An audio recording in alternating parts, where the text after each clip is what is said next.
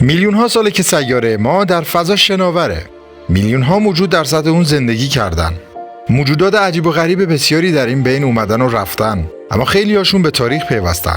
در مبارزه تکاملی ما تنها کسایی هستیم که از آگاهی بهره مند شدیم. رسیدن به این آگاهی و شعور چندان آسان نبود. این آگاهی میلیون ها سال پیش استارت خورد. به موجودات میوه‌خواری برمیگرده که بر روی درختان آفریقایی زندگی می‌کردن. پروکانسول ها روی درختان دور از خطرات زمینی از میوه‌ها و برگ‌ها تغذیه می‌کردن. بسته به گونه اندازه اونا از مارموسه تا گوریل متفاوت بود. دنیای اون پایین اهمیت چندانی براشون نداشت. پروکانسول ها روی شاخه ها 4 دست و پا بالا می‌رفتن و تقریباً شبیه ماکاک‌های امروزی بودن. اونا به جای انگشتان خمیده هنگام راه رفتن بر روی کف دست تکیه می‌کردن. تعداد زیادی فسیل از پروکانسول ها در شرق آفریقا پیدا شده. جمجمه ابتدایی با مغزی کوچیک و نسبتاً ساده. با این حال اندازه نسبتاً کوچک پوزه و دندان نیش نشون میده که اونا تهاجمی نبودن. این یکی از ویژگی‌های اصلیه که منجر به ظهور شعور و آگاهی میشه. اما 10 میلیون سال پیش کاهش دما باعث پراکندگی جنگل‌های آفریقا شد و این حرکت از درختی به درخت دیگر رو از طریق شاخه‌ها غیر ممکن کرد. آردیپتیکوس نوادگان پروکانسول که مجبور به ترک درختان شدن روی اندام‌های عقبی خودشون حرکت می‌کردن. پاهای اونا ویژگی‌های ابتدایی خودشون رو حفظ کرده بودن، اما قوس‌های خاصی داشت که اجازه حرکت روی دو پا رو میداد. اسکلت تقریباً کامل یک آردیپتیکوس به نام آردی ثابت میکنه که این موجودات قادر به راه رفتن بودن. البته نه به راحتی ما. بازوهای آردیپتیکوس تا زانو بود و دستها نیمی انسان و نیمی شبیه میمون. آردیپتیکوس تمایلی به ترک شاخه‌های درختان خانه همیشگی خودش رو نداشت. اونا در واقع واسطه‌ای بین انسان و میمون بودن. تا اینکه درختان پراکنده و آفریقا به یه دشت بیکران تبدیل شد. 4 میلیون سال پیش موجودات جدیدی در ساوانا قدم گذاشتن. استرالوپیت‌های زیبا. اونا به خوبی با خونه جدیدشون سازگار شده بودن. راه رفتن اونا روی دو پا با متفاوت چندانی نداشت. همه چیز رو جمع می‌کردن و می‌خوردن و میتونستن کیلومترها پیاپی راه برن. اونا گروه‌های منسجمی تشکیل دادن که بهشون اجازه میداد هر خطری رو دفع کنن. بسیار کنجکاو بودن.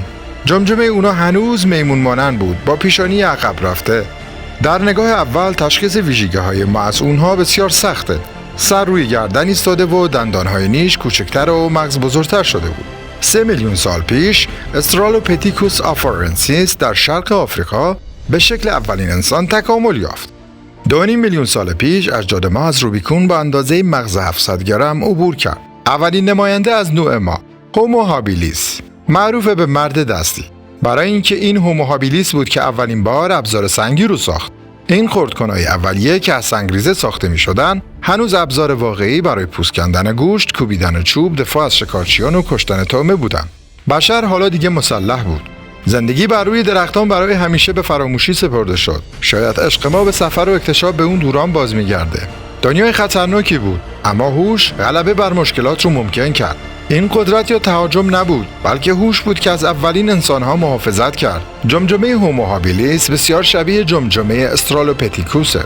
با این حال اندازه مغز در حال حاضر 600 تا 800 گرمه، 1.5 برابر جمجمه قبلی خودش و اما صورتی کوچکتر. حدود 1.5 میلیون سال پیش گونه جدیدی ظاهر شد، هومو اورگاستر یا انسان کارگر. اونا به وحشت ساوانای آفریقا تبدیل شدن. نیزه و ابزار سنگی پدیده‌ای بی سابقه بود. حتی خشن‌ترین حیوانات هم دیگه در امان نیستن. انسان تبدیل به شکارچی شد. اسکلت‌هایی از بز کوهی و حتی فیل‌هایی که با ابزار سنگی احاطه شدن در شرق آفریقا پیدا شده. آثار بریدگی بر روی استخوان‌های حیوانات شواهد قابل مشاهده‌ای از مرحله جدیدی از تکامل ما هستند. احتمالاً در این دوران بود که انسان برای اولین بار آتش رو کشف می‌کنه. اگرچه شواهد اون نادر و غیر قابل استنادن. تعداد زیادی فسیل از اولین انسان‌ها در شرق آفریقا باقی مونده. دیگه خبری از جمجمه میمون مانند نیست، اما آرواره‌ها هنوز بزرگ و مغز 2 برابر کوچکتر از مغز ماست. قد و هیکلشون دقیقاً مثل انسان‌های امروزی بود. بدنشون به جز سرشون شباهت زیادی با بدن ما داشت. اونا در سراسر آفریقا ساکن شدن و اولین کسانی بودن که فراتر رفتن. آخرین مرحله استعمار سیاره. هرچند سیاره از انسان استقبال صمیمانه‌ای نکرد. طبیعت سرسخت رو نباید دست کم گرفت. با این حال این سختی بود که به شعور و آگاهی شکل داد و اون رو پرورش داد. هومو هایدلبرگنسیز اولین انسان‌های ما قبل تاریخ بودن که اندازه مغزشون با اون چه که اکنون داریم برابر بود. گرچه چهره‌هاشون هنوز وحشی بود. اونا پناهگاه‌هایی ساختن. مردگان خودشون رو دفن کردن و اولین اشیاء هنری رو خلق کردن. انسان مسیر طولانی و دشوار تکامل رو طی کرده. آینده چه چیزی رو جلوی پای ما خواهد گذاشت؟